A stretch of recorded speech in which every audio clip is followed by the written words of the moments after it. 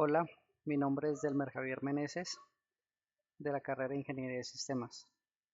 Conferencia dictada por el doctor en física Fernando Andrés Quiñones, Universidad Nacional Abierta y a Distancia. El bosón de Higgs, descubrimiento e implicaciones.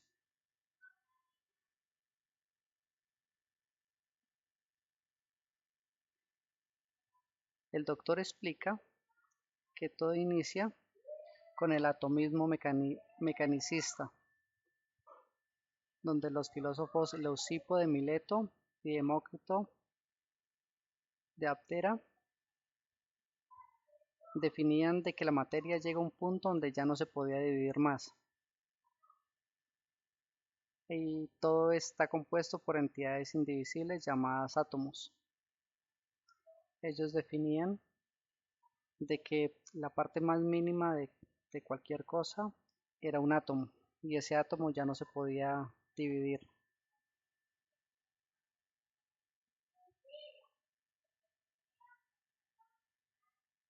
Luego se pasa a la mecánica y a la óptica newtoniana, donde Isaac Newton establece las leyes de Newton sobre los cuerpos puntuales. Newton consideró que la luz estaba formada por pequeños corpúsculos de luz. Newton pudo explicar la reflexión, la refracción, el funcionamiento de los lentes y espejos planos, esféricos, convexos, cóncavos, la separación de luz blanca en los colores del arco iris. Además de eso, establece las tres leyes de Newton, que son la ley de la inercia, todo cuerpo tiende a su estado natural; la ley de la fuerza y la aceleración, donde define que la aceleración de un objeto depende de su masa y de la fuerza que se le aplique a este; y la ley de acción y reacción, donde define que cada acción tiene una reacción igual pero en sentido opuesto. Luego se sigue que la luz es una onda electromagnética, donde los señores Huygens y Fresnel eh, trabajan en esta parte, y Newton, a pesar de que trabaja también con los haz de luz, no logra explicar la difracción, mientras que ellos sí, y demostraron que la luz se comportaba como ondas electromagnéticas. La forma más clara de entenderlo es con un estanque, cuando se mueve el agua, que se va en ondas. También hacen experimentos de doble rendija. Luego de esto, en la historia seguimos con las ecuaciones de Maxwell, donde James Clerk Maxwell define todo y eh, mm, establece las cuatro leyes que son conocidas como las leyes de Maxwell, que son la ley de Gauss la ley de Gauss eléctrica, la ley de Gauss magnética, la ley de Ampère y la ley de Faraday. Estas teorías hacen un gran aporte a la electricidad. Ecuaciones de onda para los campos eléctrico y magnético. Y él define que la luz es una onda electromagnética. Esto es un gran aporte al campo de electricidad, ya que estas leyes se utilizan a diario en ese campo.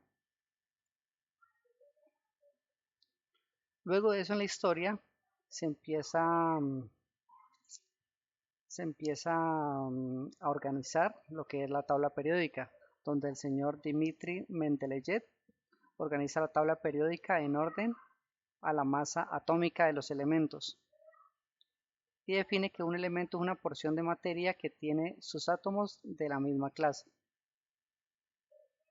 En esta parte de la historia se fue entendiendo sobre los elementos, y también aparecen los alquimistas que buscan la transmutación de la materia. Recordamos que lo que buscan los alquimistas era convertir cualquier elemento en oro.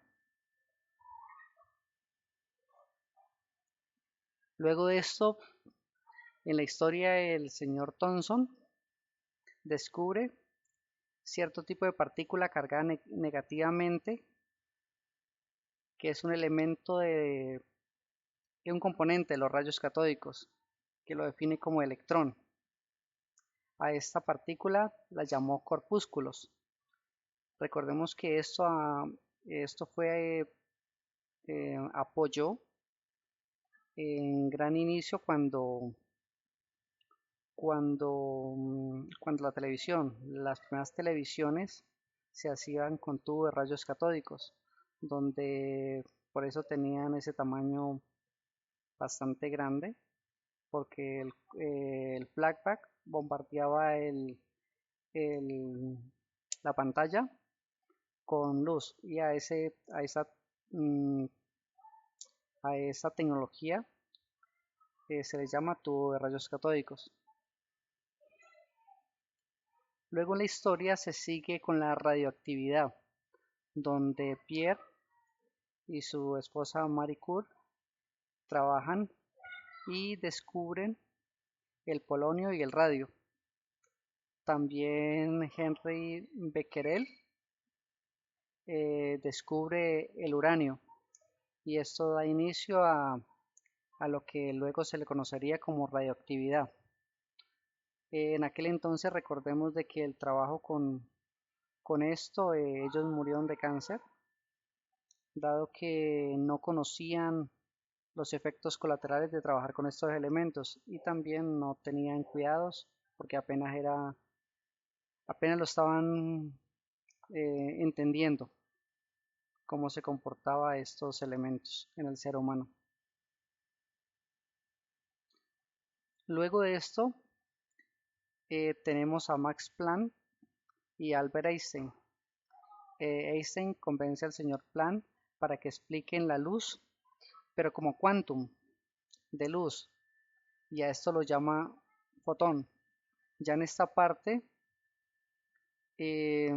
ellos cambian un poco la forma como se ve hasta ahora la luz, que se definían como partículas, y ya lo definen es como un quantum, y ahí se empieza a establecer el nombre de fotón. Ellos definen que la energía es absorbida o emitida mediante paquetes o cuantos de energía. Este es considerado el primer bosón. Em, Maxwell resume el campo electromagnético en 4 fórmulas, mientras que Albert Einstein lo resume en una sola fórmula. Esos son los aportes que hace a la física en ese momento el señor Albert Einstein. Luego tenemos el uranio. El señor Ernest Rutherford, que es considerado el padre de la física nuclear, crea su modelo atómico. El átomo eléctricamente neutro, el núcleo de carga eléctrica positiva está ubicado en el centro del átomo y el núcleo posee más del 90% de la masa. Recordemos que a la hora de hacer fusiones nucleares utilizan el uranio y para enriquecerlo y crear lo que es una bomba atómica o bueno, una fusión atómica, una fusión nuclear, donde la fusión atómica se trata de dividir las partículas para que haya una reacción en cadena, mientras que la fisión nuclear lo que hace es que una partícula se, se incrusta en el núcleo para que éste cree una cadena, desencadene un proceso y genere energía, pues gran cantidad de energía. Luego tenemos el modelo atómico de Bohr. El señor Niels Bohr define el modelo de Bohr, la ley de electromagnética y que es el principio de la física atómica.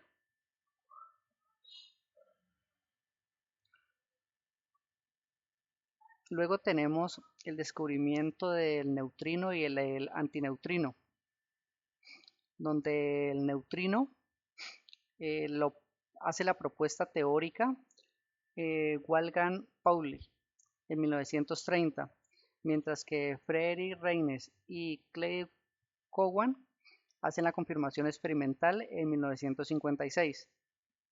Recordemos que son dos cosas diferentes cuando hacen la propuesta en teoría y luego cuando ya la pueden confirmar de manera experimental.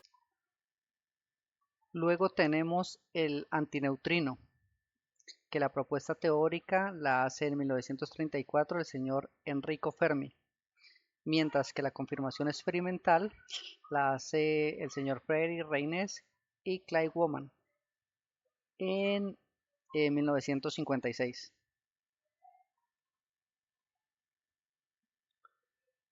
Otros grandes físicos hacen su aporte en el descubrimiento de nuevas partículas, como es el bosón Z, el bosón W, muón, tau, gluón, hasta completar los elementos del modelo estándar.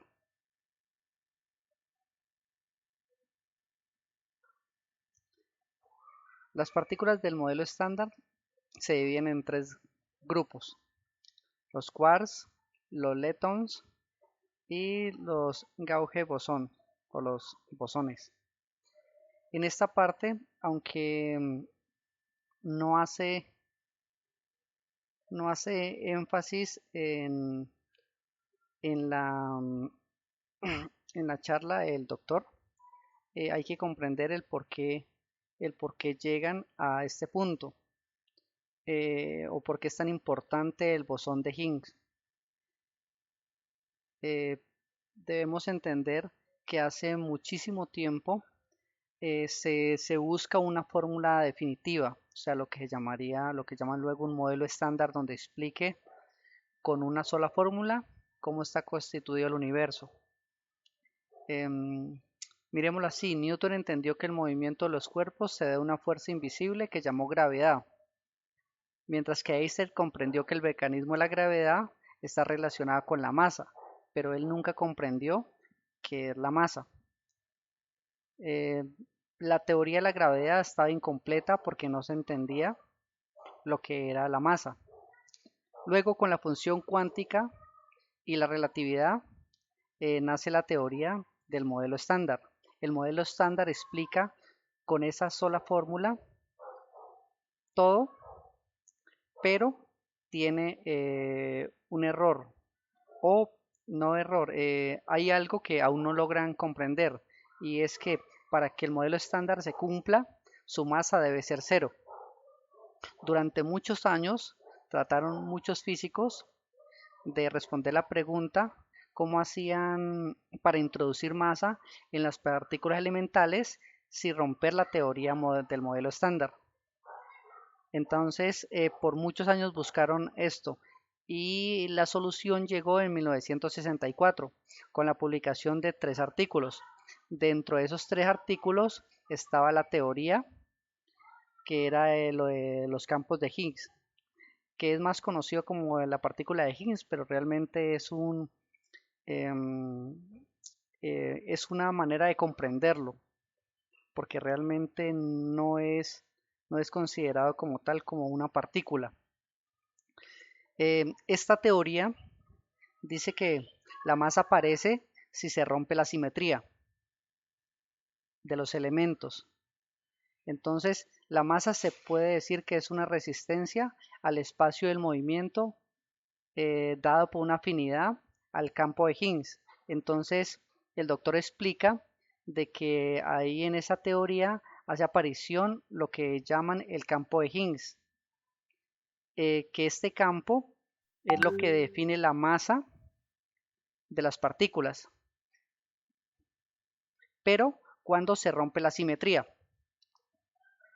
Entonces, entendiendo esto, se entiende que el bosón de Higgs es una manifestación al campo de Higgs.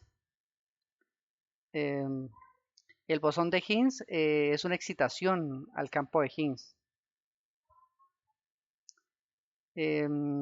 Y esto da de que se obtiene bosón de Higgs colisionando partículas para excitar el campo de Higgs en el vacío cuántico a una alta velocidad y por mucho tiempo, que eso luego lo que hacen con el colisionador de hadrones.